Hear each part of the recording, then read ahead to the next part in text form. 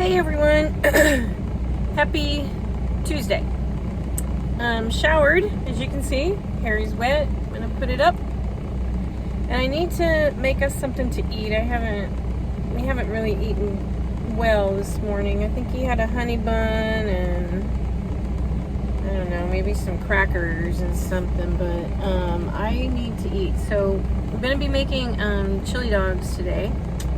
Got the hot dog chili and the cheese, and I'm gonna cut up the onion and do all of that. We're in Baytown, Texas, headed to Houston, and then in the morning, and then do a pickup back here in Baytown area, head back to Georgia. The weather's holding out so far this far south, because we're down on I-10. Remember, I-10 running is like it's the most southern east-west highway that you can be on, kind of major interstate. I looked at the weather though, and next week it doesn't even look good for down here. So I just wanted to remind you that you are the captain of your ship, and if you've been seeing all of the videos that I have of up north in Kansas got hit pretty hard. Kansas and Indiana, southern Illinois, Kentucky, all of that has gotten just blasted with a ton of snow, and too many people don't know how to drive in it, and technically you really shouldn't be driving in it. Even if your company says, hey, this is air freight, it's got to go. No, you have every right to write it on the Qualcomm and say, I am not gonna do this.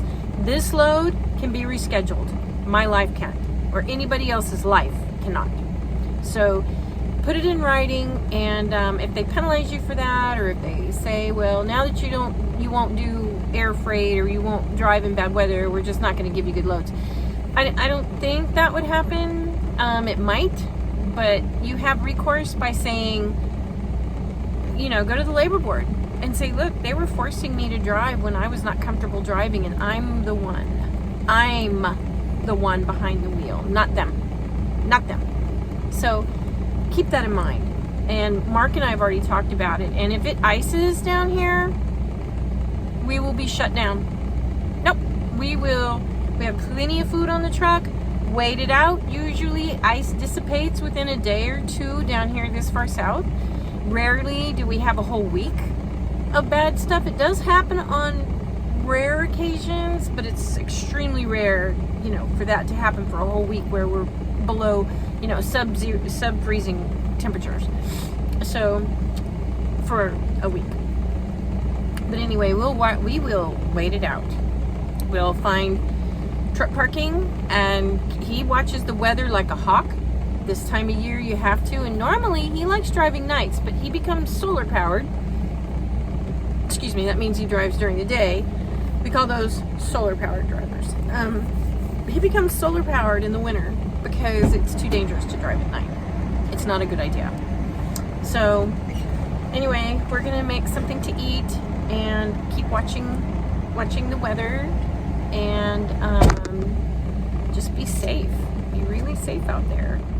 We're headed to Houston, like I said, then back to Atlanta, and I don't foresee any problems between here and Atlanta going back, but maybe on the trip, whether we go to Dallas or Houston, it just depends. But it doesn't really look good next week, so keep your eyes on the weather always during the winter, always, because it can turn like that.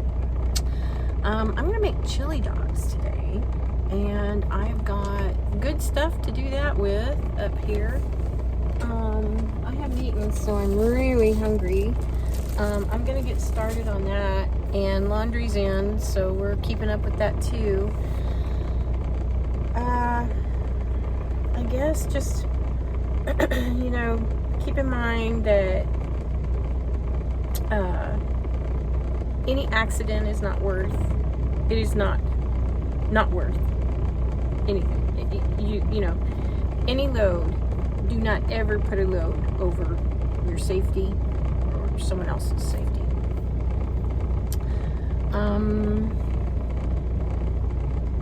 shutting down.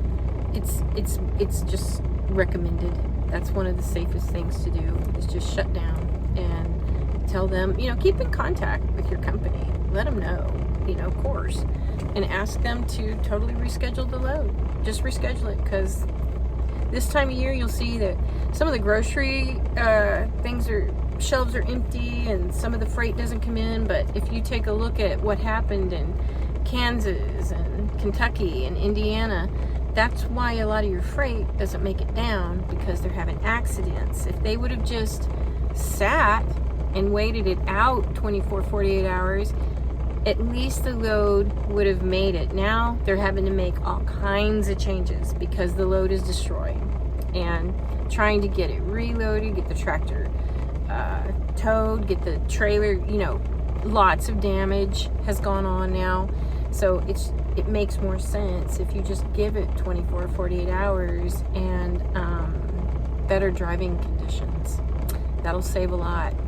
So if you see, empties on your shelves in the grocery store, well, there's a very good possibility. Probably a kernel from popcorn. Anyway, there's a possibility that your load got smashed up in one of those accidents that involved 20 vehicles, 40 vehicles. What was the biggest one I saw? 40, I think 40 vehicles, and majority of them were big truck.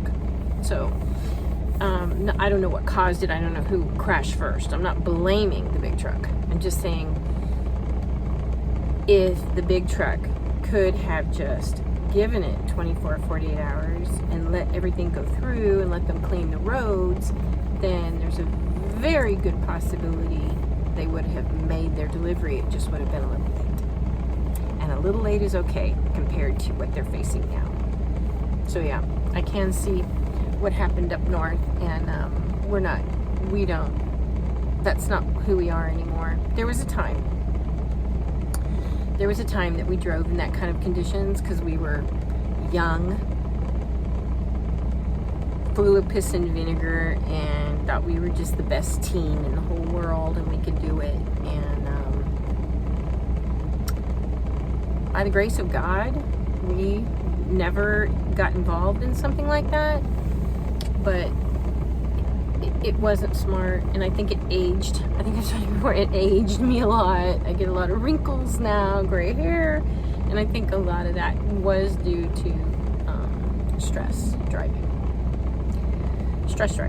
up in Idaho, up in over the passes in Seattle and the West Coast north. That was tricky. The Siskiyous, I think is how they pronounce it, between California and Oregon. There's a huge mountain pass right there, the Siskiyous. And we would, of course, go through it in the winter. Our company was Schneider at the time, and they would send us to the crappiest places in the winter. During the summer, we could never get those long runs from like Jersey to Frisco. But damn it, during the winter, they would give it to us, and we'd hit crappy weather in the East Coast, hit some of it coming across, and then a ton of it going over Donner, going, from Truckee over, Reno and Truckee over to San Francisco. It was horrible.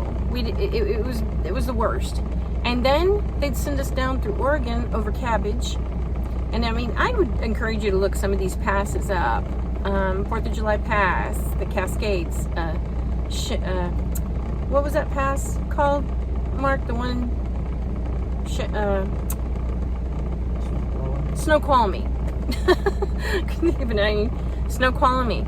It may not have been high in elevation, but for some odd reason, snow loved that area. So, Snoqualmie, Cabbage, going up further north in California, the Siskiyous up into Oregon, and then it was awful. And Schneider continually sent us there. Utah was one of the worst places in the wintertime to go. Salt Lake City, just nasty. Up into Idaho, Coeur d'Alene, look at, you know, coming across Missoula into Wyoming, it was just, in Montana, I mean, Montana was awful, awful. And these are horrible places. So, like I said, just take it easy over the winter. Look out your routes, plan your routes, think about where you're going, look at the weather. We've got cell phones now. You know, you've got TV that has a ton of different channels on it.